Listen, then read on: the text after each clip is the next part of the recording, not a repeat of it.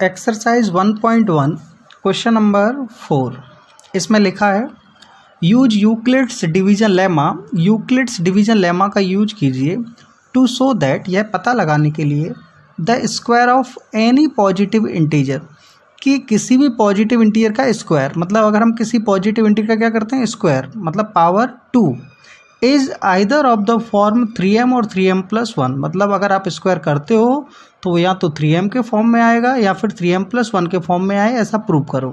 यहाँ पर m क्या है, इंटीजर है, ऐसा इसमें लिखा हुआ है। तो किसी भी पॉजिटिव इंटीजर का स्क्वायर करेंगे तो भी हम सबसे पहले मान लेते हैं let a is any positive integer. हमने मान लिया a क्या है, कोई पॉजिटिव इंटीजर है।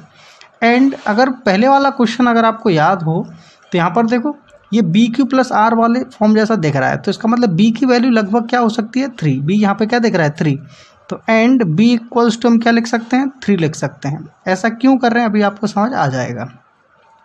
तो एंड B इक्वल टू क्या हो गया 3। किस मेथड का यूज करना है आपको, यूक्लिड्स डिवीजन लेमा का, तो यहाँ लिख दीजिए by using Euclid's division lemma. Euclid's division lemma. अब यूक्लिड्स डिवीजन लेमा क्या है आपका, वही है a equals to BQ+R। Euclid's division lemma है।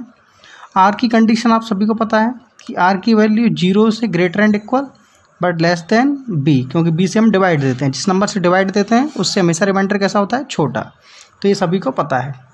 देन अब यहाँ से ज़रा वैल्यू पुट करो, a की कोई वैल्यू है क्या, a तो a ही है। b की वैल्यू हमने क्या लिखा 3 और q और प्लस r का क्या लिख दिया हमने r। अब अगर डिवाइड 3 से देंगे तो r की वैल्यू कन्फर्म हो गई कि r की जो वैल्यू है वो 0 से बड़ी होंगी लेकिन 3 से क्या होगी छोटी होगी। फिर से समझो कि यहाँ पर b के प्लेस पर 3 आ गया। देखो जब डिवाइड b से दे रहे थे तो r की वैल्यू b से छोटी थी, अब डिवाइड 3 से दे रहे हैं तो r की वैल्यू 3 से क्या होगी छोटी होगी। सो possible values of r, possible values of r, तो r की पॉसिबल वैल्यूज़ क्या है, 0 से शुरू होंगे क्योंकि 0 के इक्वल भी है, 1 2 3 नहीं होगा क्योंकि 3 से तो भाग ही दे रहे हैं, तो 3 से छोटा, मतलब रिमाइंडर क्या हो सकते हैं 0 1 और 2। इसमें किसी को प्रॉब्लम नहीं होना चाहिए। अब हम एक एक करके पुट करते हैं ना, तो when we put r is equals to 0, then 1 by 1 condition start कर रही है, आप पहली कंडीशन मान सकते हो, फर्स्ट कंडीशन। तो when r is equals to 0, मतलब जब r की वैल्यू क्या है 0, अभी 2 मिनट में बस प्रूव होने वाला है ये। r की वैल्यू जब क्या है 0, तो r 0 है तो यहाँ पर रखते हैं r के प्लेस पे 0, तो a equals to 3q plus r के प्लेस पे क्या आ गया 0, तो a इक्वल्स टू क्या हुआ 3q। ये तो एक इंटीजर है बट क्वेश्चन क्या कह रहा है कि हमें इसका क्या करना है स्क्वायर करना है, तो लिख देते हैं ऑन स्क्वायरिंग बोथ साइड्स, क्योंकि हमने ये कोई इंटीजर माना तो हमारे पास ये इंटीजर की वैल्यू है, बट हमें इसका स्क्वायर करना है, उसके बाद प्रूव करेंगे कि इस फॉर्म में है या नहीं। तो ऑन स्क्वायरिंग बोथ साइड्स, तो मैंने दोनों तरफ का क्या किया स्क्वायर किया। स्क्वायर करेंगे तब क्या होगा, a का स्क्वायर a स्क्वायर होगा, दोनों तरफ कर देता हूँ, ये कर दिया मैंने होल स्क्वायर, तो a का स्क्वायर हुआ a स्क्वायर, 3 का स्क्वायर 9, q का स्क्वायर q स्क्वायर। बच्चों 9 को हम क्या लिख सकते हैं 3 × 3 लिख सकते हैं कि नहीं लिख सकते। मैंने 9 को क्या लिख दिया 3 × 3q स्क्वायर। ऐसा क्यों लिखा अभी बताता हूँ। हमें ये प्रूफ करना है कि ये 3m और 3m+1 के फॉर्म में चाहिए, तो 3m हम इसको बना सकते हैं अगर 9q स्क्वायर को 3 × 3q स्क्वायर लिखते हैं। अब ये 3q स्क्वायर क्या होगा, कई बच्चे समझ रहे होंगे सर 3q स्क्वायर क्या है, तो इंटीजर है ये। क्यों है इंटीजर, क्योंकि देखो a क्या था इंटीजर, और इंटीजर का स्क्वायर क्या होगा इंटीजर, और इंटीजर के स्क्वायर की वैल्यू ही तो है RHS में, इसलिए ये भी इंटीजर है। तो अगर इसको आप मल्टीप्लाई में अलग अलग करते हो तो अगर ये 3 इंटीजर है तो ये बचा हुआ पार्ट भी क्या होगा इंटीजर होगा। तो मैं क्या करने वाला हूँ 3 × इस 3q स्क्वायर को मान लेता हूँ क्या m1, मैं इस 3q स्क्वायर को क्या लेट करने वाला हूँ m1 लेट करने वाला हूँ। तो बच्चों यहाँ तक प्रॉब्लम नहीं होना चाहिए। तो बच्चों अगर चाहो तो ब्रैकेट में लिख सकते हो m1 is any positive integer,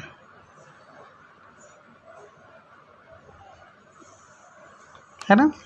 कई बच्चे सोच रहे होंगे सर यहाँ तो m लिखा है, आपने m1 क्यों लिख दिया? ऐसा इसलिए लिख दिया क्योंकि मान लीजिए अभी जैसे हमने r इक्वल्स टू 0 पुट किया तो ये वैल्यू कुछ और है। अगर मान लीजिए अभी हम 1 रखेंगे आगे तो वैल्यू बदल सकती है, तो दैट कंडीशन में हम m1 की जगह कुछ और नंबर भी रख देंगे।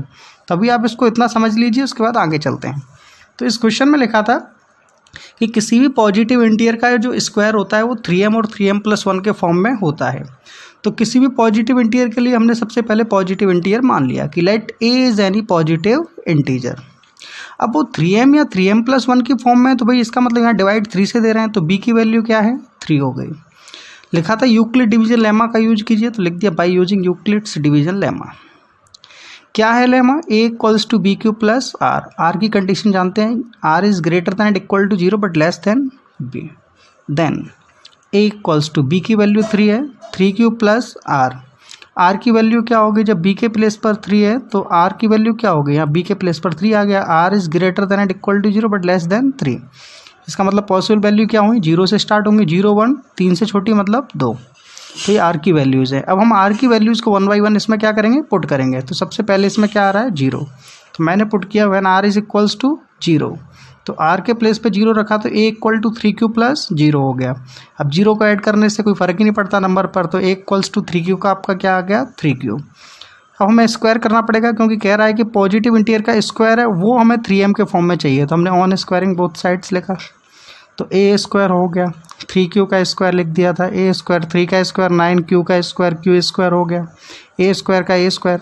अब वो 3m की फॉर्म में होता है तो 3 चाहिए हमको, इसलिए हमने 9 को 3 × 3 लिख दिया, और ये q स्क्वायर का q स्क्वायर, 3 का 3 के स्क्वायर को मैंने क्या मान लिया? m1 मान लिया, और m1 क्या है? कोई इंटीजर है। तो ये तो अभी एक स्टेप हमारा सॉल्व हुआ है। अब हम चलते हैं आगे। तो r इक्वल्स टू 0 रखा, अब r इक्वल्स टू पुट करेंगे क्या? 1। तो r इक्वल टू 1 पुट करोगे तो ये क्या हो जाएगा? a equal to 3q plus 1। तो सेकेंड केस पर पहुँचे हम। सेकेंड कंडीशन देखेंगे आप, when r is equals to 1, then r equals to 1 put किया तो a इक्वल्स टू क्या हुआ आपका? 3q plus 1। अब भाई ये तो इंटीजर है, लेकिन हमें फिर से इसका क्या करना पड़ेगा? स्क्वायर। तो ऑन स्क्वायरिंग बोथ साइड्स। बहुत ही सिंपल मेथड है, अगर आप इसको समझेंगे तो आसानी से समझ आ जाएगा, रटेंगे तो शायद समझना मुश्किल होगा। तो ऑन स्क्वायरिंग बोथ साइड्स, तो बोथ साइड्स का हम स्क्वायर करते हैं। तो a स्क्वायर 3q प्लस 1 का होल स्क्वायर। तो भाई a का स्क्वायर तो सबको पता है क्या होता है? a स्क्वायर हुआ, ये यहाँ पर बनेगा a प्लस बी का होल स्क्वायर। तो जो बच्चे नहीं जानते मैं नीचे लिख देता हूँ, a प्लस बी का whole square is equals to होता है a square plus 2ab plus B square. तो भाई a स्क्वायर, a की वैल्यू क्या है? 3q, तो a स्क्वायर प्लस 2ab है, तो 2 × a क्या है? 3q, b क्या है? 1, प्लस बी स्क्वायर लिखा है, b की वैल्यू क्या है? 1, तो 1 का स्क्वायर हो गया। a square is equals to 3 का स्क्वायर 9, q का स्क्वायर क्या होगा? q स्क्वायर, 2 3 जा 6, 6 1 जा 6, तो 6q प्लस 1 का स्क्वायर क्या हुआ? 1। बच्चों कंडीशंस आपको याद रखना है। हमें ये पता था कि हमें जो प्रूव करना है वो 3m और 3m+1 के फॉर्म में, मतलब 3 तो आ रहा है, तो यहाँ पर 3 इन दो नंबर्स में से मिल सकता है। मतलब यहाँ से हम 3 ले सकते हैं, यहाँ से 3, क्योंकि यहाँ से कॉमन आ सकता है 3, तो हमें यही काम करते हैं, अभी कॉमन ले लेते हैं। तो 3 हमने कॉमन लिया, 3 कॉमन लेंगे तो क्या बचेगा यहाँ पर? 3 3 या 9 था, 3 बचा, q स्क्वायर प्लस 3 कॉमन लिया, क्या बचा? 2q, और प्लस लास्ट में 1 का क्या लिख दिया अलग से? 1। तो a square is equal to 3।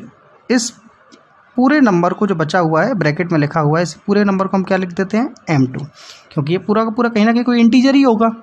तो इसको मैंने लिख दिया m2 और प्लस 1, मतलब जो भी आपका बचता है ब्रैकेट में आप पूरा उसको m2 इस तरह से आप लिख देंगे। पहले की तरह ही m2 क्या होगा? Is any positive integer.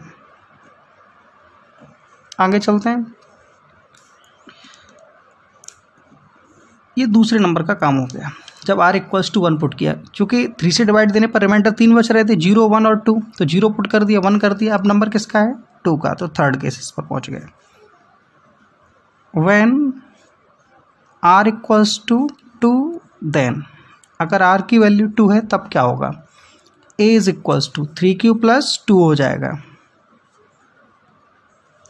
फिर से स्क्वायर करना है तो on squaring both sides,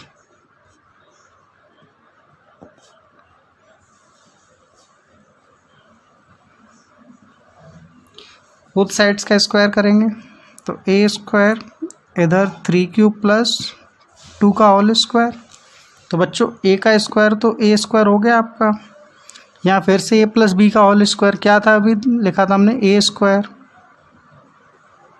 plus 2ab, तो 2 इंटू a कितना है 3q, b कितना है 2, तो 2ab प्लस b स्क्वायर, और b स्क्वायर यानी 2 का स्क्वायर, तो a square is equals to 3 का स्क्वायर 9, q का स्क्वायर क्या हुआ आपका q स्क्वायर प्लस 2 3 या 6, 6 2 जा 12, q प्लस 2 का स्क्वायर क्या हुआ लास्ट में आपका 4 हो गया।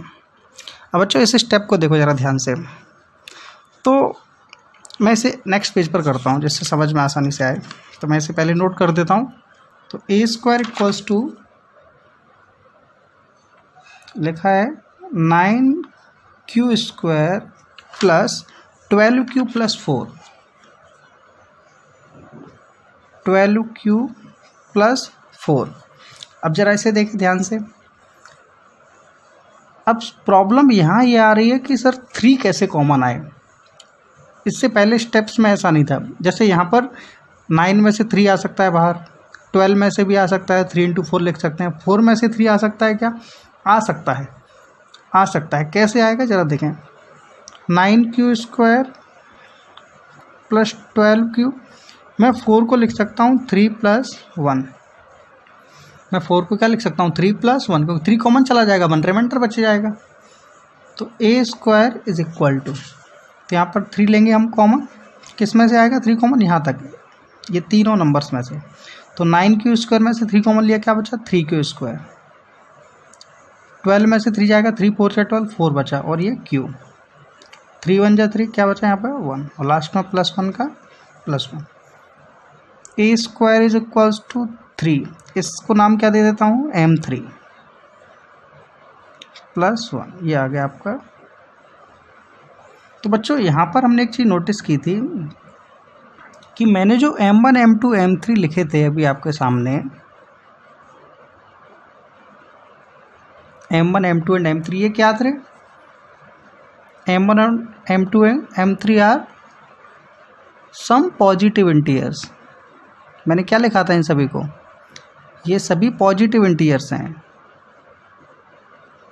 और बच्चों क्वेश्चन में दिया है कि m भी क्या है, पॉजिटिव इंटीजर है, सो इसलिए अब पॉजिटिव इंटीजर भाई m1 m2 m3 भी हैं, m भी पॉजिटिव इंटीजर, इसका मतलब m इक्वल इनके भी हो सकता है, किसके m1 m2 और m3 के, इस तरह के और भी हो सकते हैं।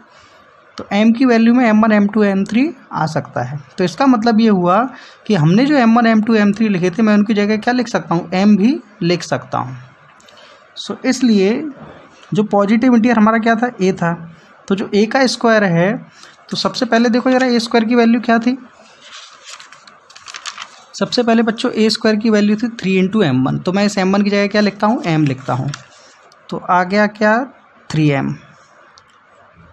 और उसके बाद देखो जरा अगला वाला 3m2 प्लस 1 है, मैं फिर इस m2 की जगह क्या लिख सकता हूँ, m लिख सकता हूँ, क्योंकि वैल्यू तो a स्क्वायर की है ये भी, तो 3m प्लस 1 ये भी हो गया।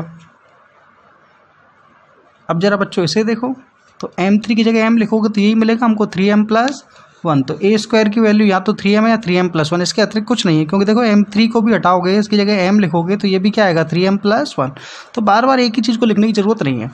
तो a स्क्वायर की वैल्यू क्या आ रही है 3m और 3m प्लस 1, तो लास्ट हम लिख सकते हैं। अब देयरफॉर भाई हमने पॉजिटिव नंबर्स का स्क्वायर किया, अब वो आ गया इस फॉर्म में, प्रूव हो गया, यही प्रूव करना था कि पॉजिटिव इंटीजर का स्क्वायर इस फॉर्म में होता है। तो therefore the square of any positive integer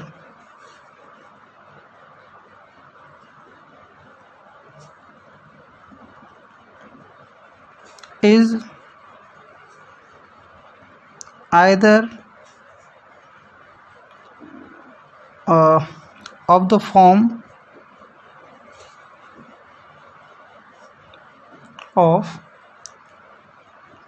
3m or 3m plus 1. The square of any positive integer is either of the form 3m और 3m plus 1, कि या तो 3m की फॉर्म में होगा या 3m plus 1 की फॉर्म में होगा। बच्चों वीडियो कैसा लगा? अच्छा लगा हो तो चैनल को सब्सक्राइब जरूर करें। धन्यवाद।